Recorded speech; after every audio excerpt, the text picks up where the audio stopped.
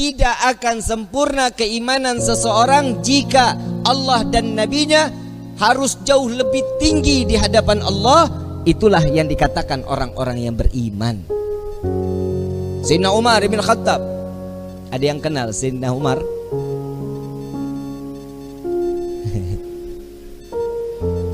Kali ada yang kenal. Umurnya tua juga kalau ada yang kenal. Sering kita dengar Sayyidina Umar, manusia yang diciptakan oleh Allah, jin aja kabur, iblis aja kabur ngelihat bayangannya, nggak ada yang berani.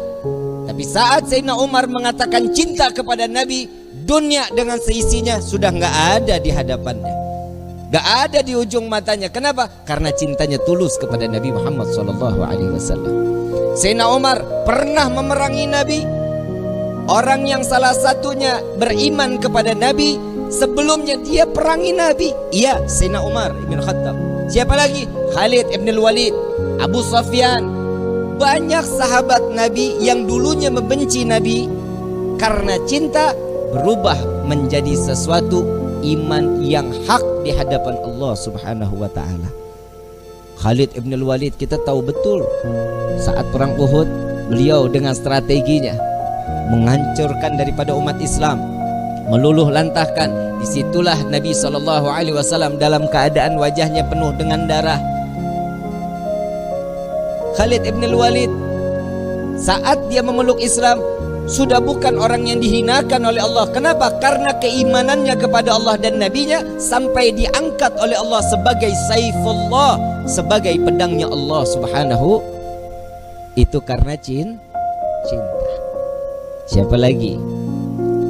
Saya ada satu kisah sahabat Nabi namanya Nuaiman. Udah pernah dengar nama sahabat Nabi Nuaiman? Belum? Ngaji, makanya ngaji. Di pasar nggak ada nama Nuaiman. Nuaiman ini setiap hari mabuk di hadapan Nabi Muhammad SAW. Kalau mau ketemu Nabi, minum khamar dulu. Tahu khamar haram, tahu. Karena cari perhatian kepada Nabi Muhammad SAW. Jadi kalau ketemu mabuk, entar ditegur sama Nabi. Ya Nuaiman, haram, jangan diikutin, jangan diminum lagi. Iya ya Rasulullah, sadar, senang Nuaiman. Besok ketemu lagi, mabuk lagi. Kalau orang Tarajuk yang begitu mah PA. Lagi kalau orang Tarajuk mabuk mah kagak ada pantas-pantasnya. Kalau orang bule mabuk kan wajar ya. Matanya coklat, abu-abu, hidungnya mancung, habis minum pipinya ngeping-ngeping. Nah, orang Tarajuk udah hitam, pesek, mata hitam semua, kurang tidur. Bener nggak? Udah, jangan ikutin sesuatu yang nggak diajarin Nabi. Kalau sudah dikatakan Allah haram, ikutin haram. Jangan pakai nanya kenapa. Kalau ada tanda tanya kenapa sih ini diharamin, imannya diragukan. Kalau sudah ketentuan Allah ini wajib, wajib, nggak bisa jadi makruh, nggak bisa jadi haram. Ketentuan Allah haram, nggak bisa jadi halal. Insya Allah mudah-mudahan Allah jaga hati kita untuk tetap cinta kepada Allah dan Nabi-Nya. Amin ya Rabbal Alamin. Ada satu kisah lagi di mana Nabi SAW setelah ditinggal oleh dua orang yang dicintai. Nuaiman ingin bikin senang Nabi SAW karena ngelihat Nabi itu selalu bersedih. Karena cintanya Nuaiman kepada Nabi Muhammad SAW, Nuaiman ini berangkat ke tempatnya Zaid bin Thabit. Sayyidina Zaid jual kambing, diminta sama Nuaiman, ya Zaid, saya ambil kambingnya 2, saya mau hadiahin ke Nabi katanya. Oh iya silahkan kata Zaid. Duitnya mana Nuaiman? Duitnya nanti minta sama Nabi. Ini kira-kira yang begini kalau kita ketemu kita apain nih orang? Dibawain 2 ekor sama Zaid yang nganterin, bukan Nuaiman yang bawa. Nuaiman ngintip dari samping tembok. ngeliatin. Begitu kambingnya disampaikan kepada di tangan Nabi, Zaid nungguin. Rasulullah senyum, alhamdulillah, terima kasih banyak, ini hadiah dari Nuaiman. Ya Rasulullah, alhamdulillah, kirim salam sama Nuaiman. Dan setelah sedihnya Nabi pertama kali senyum saat Nuaiman menghadiahkan kambing kepada Nabi Muhammad SAW. Diterima sama Nabi. Zaid nggak jalan, diam aja. Ada apa lagi wahai Zaid? Ada lagi yang mau dibicarakan? Enggak ya Rasulullah, duitnya. Dan di situ Nabi ketawa yang kedua kali karena melihat Nuaiman sedang ngintip di balik tembok. Nabi bayar kambing tersebut dengan niat Nuaiman bukan orang yang punya. Karena cintanya Rasulullah kepada Nuaiman, Nuaiman dapat sesuatu kedudukan terhormat di hadapan Allah. Tukang mabok bikin kesel Nabi, tapi Nabi kalau nggak ada Nuaiman nggak mau ngajar. Selalu bikin senang Nabi Muhammad SAW. Satu waktu saat setelah Nuaiman wafat, Rasulullah yang mandiin, Rasulullah yang kafanin, Rasulullah yang masuk ke liang lahat. Kebayang kita, tangan Rasul SAW memegang jasad seseorang, sudah pasti jasad tersebut diharamkan masuk ke dalam api neraka. Sedih Nabi SAW kehilangan sahabat yang selalu membuat gembira Nabi Muhammad SAW.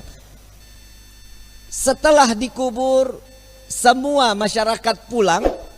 Rasul SAW mengatakan, wahai sahabat, silahkan kalian pulang. Aku ingin menyaksikan saat Nuaiman ditanyakan oleh para malaikatnya Allah. Aku khawatir Nuaiman tidak dapat menjawab. Ditungguin sama Nabi Muhammad SAW. Ini mukjizatnya Nabi. Nabi dapat mendengar mungkar nangkir saat dimana dia membicarakan, mempertanyakan kepada ahli kubur. Datang malaikat mungkar nakir. Assalamualaikum ya ahlal jannah. Ya Allah, mudah-mudahan kita semua di alam kubur dapatkan pertanyaan begini nih dari malaikat. Salam kepadamu wahai penghuni syurga. La ilaha illallah. Allahumma ja'alna minhum. Amin ya rabbal. Man rabbuka? Allahu rabbi, kata Nuaiman. Wa man nabiyuka? Coba ulang pertanyaannya, kata Nuaiman. Wa man nabiyuka? Tunggu, kayaknya saya salah dengar. Wa man nabiyuka? Jangan kencang-kencang, orangnya masih di atas tuh, katanya. Di situ Nabi masih tertawa. Nuaiman walaupun ada di dalam liang lahat masih membuat senyum baginda Nabi Muhammad SAW. Apa yang membuat seperti ini? Cinta. Kalau sudah mendapatkan cintanya seseorang yang kita inginkan, pasti hidup kita bahagia. Bagaimana kita mendapatkan gapainya cinta Nabi Muhammad SAW? Orang yang bersolawat, insya Allah keluar dari sini, pulang dari sini, berkah hidupnya. Dosanya diampuni oleh Allah. Kedudukan diangkat oleh Allah. Satu solawat 10 derajat Allah angkat di hadapan Allah. Jadi nggak ada yang rugi. Kalian duduk lama-lama di tempat ini, sama-sama bersolawat. Apa sih manfaat solawat? Nabi SAW saat Isra wal Mi'raj sedang di Buraq, Nabi melihat ada satu malaikat, tangannya, jarinya jutaan, tangannya ribuan. Ditanya sama malaikat Jibril, Rasulullah nanya kepada malaikat Jibril, ya Jibril, ini siapa? Ini malaikatnya Allah ya Rasulullah. Apa tugasnya? Tugasnya dia menghitung butiran air hujan dari zaman Nabi Adam sampai akhir zaman. Tidak ada satupun yang luput dari hitungannya. Enggak ada ya Rasulullah. Semua terhitung. Yang netes di laut, yang netes di tanah, yang netes dimanapun, semua terhitung oleh malaikat tersebut. Lalu didatangi oleh Nabi SAW. Wahai malaikat Allah, begitu sempurna Allah ciptakan engkau. Ya Rasulullah, tugasmu begitu mulia menghitung butiran air hujan. Betul ya Rasulullah. Adakah satu yang pernah terlewat dari hitunganmu? nunduk malaikat ini. Ya Rasulullah, ada yang aku tidak dapat menghitung setiap apa yang telah diberikan oleh Allah. Apa wahai malaikat Allah? Tatkala umatmu bersolawat kepadamu, maka dengan rahmat dan keberkahan yang Allah turunkan ke orang-orang tersebut, aku tidak dapat menghitung dari butiran berapa rahmat dan keberkahan yang datang Allah berikan kepada orang-orang tersebut. Sallu ala Nabi Muhammad. Kalian mau suka, mau nggak suka, mau terima, mau nggak terima, semuanya pasti akan mendapatkan keberkahan dari Allah. Keluarnya kalian dari rumah ke dalam majlis ini, setiap langkahnya akan mendapatkan perhitungan kebaikan di hadapan Allah. Na'udzubillah min dzalik. Seandainya mudah-mudahan Allah kasih kita umur panjang, kita keluar dari tempat ini, Allah ambil nyawa kita, mati dalam keadaan husnul khatimah. Dan beberapa saat yang lalu banyak orang-orang yang dikiranya kita umur panjang, masih muda, sekarang telah meninggal dunia ngelewatin kita. Betul? Karena ada satu wabah COVID-19. Tapi ingat, kematian itu bukan karena corona. Kematian itu sudah maktub yang telah diberikan oleh Allah. Setiap manusia, kullu nafsin dha'iqatul, setiap yang bernyawa pasti akan mati. Apa meninggal yang betul? Mati apa meninggal? Meninggal. Meninggal. Benar meninggal. Inna salati wa nusuki wa mama mati. Nggak ada wa meninggali. Betul? Udah sama aja udah ya. Mau meninggal mau mati, pokoknya intinya is dead. Paeh. Betul ya? Ujian yang Allah berikan kepada kita berupa corona, inilah dimana Allah akan tingkatkan keimanan seseorang. Imannya tersebut naik atau turun. Nah ini tergantung nih. Ini kan musibah. Ada di perorangan mendapatkan itu berupa ujian atau itu berupa azab. Bib, siapa yang mendapatkan azab? Mereka yang tidak dekat dengan Allah, mereka yang jauh dari Allah, mereka yang tidak beribadah kepada Allah. Ini adalah salah satu contoh azab baru di dunia. Rezeki seret, benar. Kerja di PHK, betul. Coba lihat orang-orang yang mendapatkan ujian berupa ini, ujian dari Allah, ini paling senang. Kenapa? Tatkala dia dekat dengan Allah, orang yang mendapatkan ujian pasti ada kelas di mata Allah. Kalau dia ada kelas di mata Allah, berarti akan ada kenaikan derajat di sisi Allah. Nah, tinggal diri kita nih. Diri kita dapatnya nih berupa ujian atau azab buat diri kita nih. Ini tergantung dari diri kita. Nggak usah dijawab, Bib saya dapat azab, Bib saya dapat ujian. Bukan. Tapi ayo introspeksi diri. Sampai di mana ketaatan kita kepada Allah. Coba sekarang, dari kemarin-kemarin sholat Jumat libur. Betul ya? Tapi di sini nggak libur. Jalan terus. Nggak ada corona. Alhamdulillah, ada orang juga yang nyaut, Bib, giliran saya mau sholat masjid ditutup. Lah lu dari kemarin kemana aja? Jika ada satu musibah datang ke satu negeri, jika ini menjadi satu mudarat, maka diperbolehkan sholat Jumat di rumah 4-2 orang, terserah, gak apa-apa. Ini diperbolehkan. Tapi jangan coba-coba. Kalau seandainya ini cuman hanya penipuan atau ini sebuah satu kezaliman, maka yang tanggung itu bukan diri kita. Yang nanggung siapa? Urusan mereka yang memberikan satu kebijakan. Jadi kita sami'na wa ata'na aja, ikutin aja bagaimana kisarannya Allah udah memberikan seperti ini. Dari manusia-manusia yang sekiranya dia lalai kepada Allah, membuat kita nggak bisa ibadah kepada Allah, urusan dia dosanya kepada Allah. Kita tinggal ikutin aja. Tapi mudah-mudahan semua kita dipanjangkan umur oleh Allah Subhanahu wa taala. Mudah-mudahan wabah corona diangkat oleh Allah. Jika wabah corona ini adalah pasukan Allah yang Allah turunkan ke dunia untuk menyadarkan setiap hambanya, maka insya Allah ya Allah selesaikan semua tugas-tugas mereka. Amin ya rabbal alamin. Ini mau diterusin nggak? Terus nih. Sampai jam berapa kita nih? Hah? Saya kalau udah ngomong nggak mau berhenti loh. Bisa ketemu subuh loh kita loh, mau?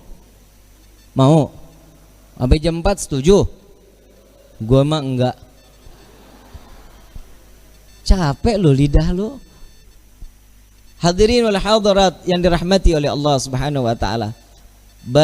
Betapa beruntung setiap manusia yang diringankan langkah kakinya untuk sama-sama mendekatkan diri kepada Allah. Kita keluar dari sini, kita datang ke tempat ini, dari luar datang ke sini, yang pertama dengan niat mencari ridha dari Allah. Jangan niat snack. Percuma, nggak ada snacknya juga. Betul nggak? Gua aja cuman air putih. Tadi ngopi juga di rumah Pak Suha. Pak Suha numpang ngopi, tahu di masjid nggak bakal ada kopinya. Nah tiap hari kita datang ceramah kasih air putih dikira gue mujair kali. Mesti ada warnanya kayak manis-manis gitu kan, enak ya. Bener Bib ya? Manisnya kayak Habib Alwi. Hadirin wal hadirat rahimakumullah. Sama-sama saya mau ngajak sholawat, boleh? Yang ada air, airnya dibuka. Kita baca sholawat tibil kulub. Yang punya penyakit, insya Allah penyakitnya diangkat oleh Allah. Berkah di hari Jumat ini, mudah-mudahan sholawat ini diterima oleh Allah dan ini menjadi suatu kebaikan buat diri kita. Amin ya rabbal. Yang kurang ibadah, insya Allah berkah sholawat ini kita makin ditingkatkan tingkatan iman ibadah kita kepada Allah. Amin ya rabbal. Allahumma salli ala sayyidina Muhammadin tibbil qulubi wa dawaiha wa afiyati abdani wa shifaiha wa nuril absari wa diyaiha wa ala alihi wa sahbihi wa sallim.